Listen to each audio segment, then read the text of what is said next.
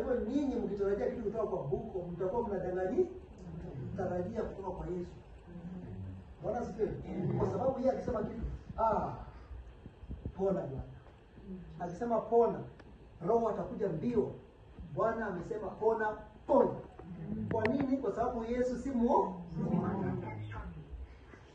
Hizo ndio nguvu za Kristo.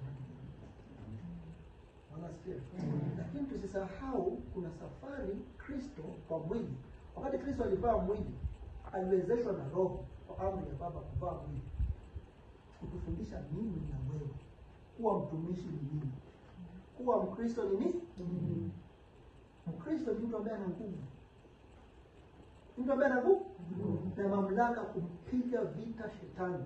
Sio kumpiga vita tu, kumshinda shetani. Na hiyo tumeonyeshwa na ile njia Kristo alifuata, kuvaa mwili.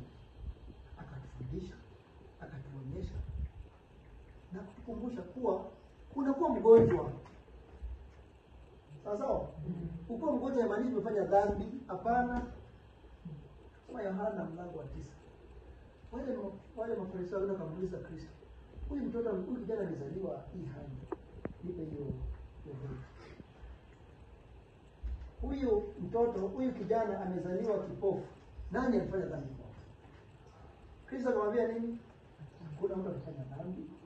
Ni kwa utukufu wa Mungu. Kwa hata wewe hiyo hali uko nayo, ni kwa utukufu wa nani? Bwana asifiwe. Wewe jitie moyo. Hiyo hali yako shetani anafanya makosa kukuruhusia ukija. Kwa hivyo unaenda kutenganishwa na hali yako hapo katika jina. Kwa sababu Kristo si Mungu. Mimi buko, wewe, sisi huwa tunabadilika. Wanadamu badilika. Leo anavaa suit, kesho anavaa koti, hivyo. Lakini Kristo habadiliki. Na kutobadilika kwake ndio kunatufanya sisi kumtegemea. Viongozi wetu tunawapenda, tunawachagua, lakini baada ya miaka 5 ndio kunawezekana kubadilika, si ndio? Na wakibadilika, kama alikuwa rafiki yako, akitolewa atakurushia tamaa kwa sababu kumpea hapo. Kristo iko hivyo. Yeye ako pale milele. Kumekuwa na shuhuda nyingi. Na wale ambao wameshuhudia wameshahubiri. Wale wameshuhudia wamehubiri yote. Wala sivyo. Lakini pengine ni wa take through speed. Tembea na wewe ndugu yangu Ivan, na mahali ambapo kwa ushirika nasema kule kwingine nimeingia kwa nyumba za watu kule nani, lakini hapa ndio ilikuwa ushirika. Huyu ushirika mimi nilikuwa natoroka kwa sababu wanaogopa kufanya kitu ambacho sijaambiwa na Roho. Unaelewa? Mtumishi alikuwa akiuliza kama Mungu akubariki. Alikuwa anauliza kwa mmaisikia sauti ya Mungu. Mmaisikia? Mara nyingi wao tunachanganya na yetu.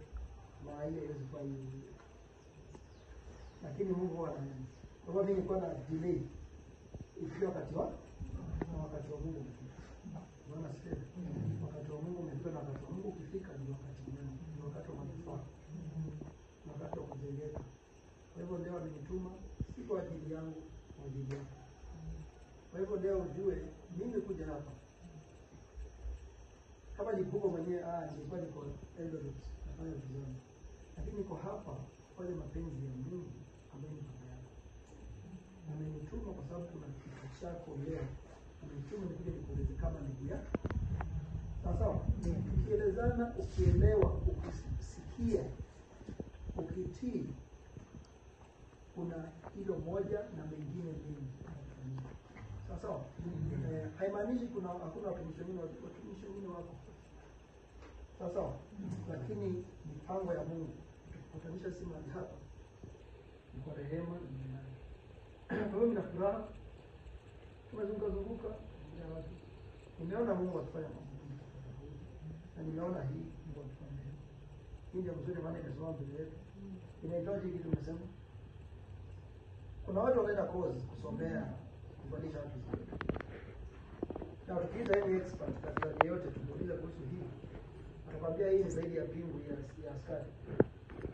Hii ukifungwa hii ni zaidi, haina kufuli, lakini hii utakaa nayo muda mrefu kuliko ile pingu ya askari. Ile pingu utafunga tu kama dakika, ukifika pale sasa utasukuma na utaachiliwa. Lakini hii nyingine tofauti. Utakuwa unafanya chochote. Utakuwa unabeba mtoto wako mgongoni. Ama itakuwa ni uchungu kila wakati. Hivi vyote ni vifungu. Ni hadi tofauti. Lakini kwa nini?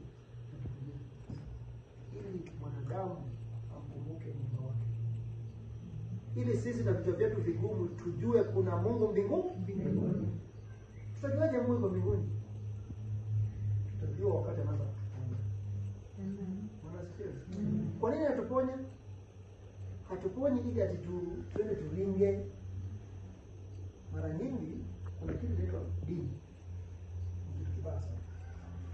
Kristo anajiona yeye ako na manufaa zaidi kuliko Mwarabu, kuliko Mhindi, kuliko Muislamu. Unajiona wewe amini.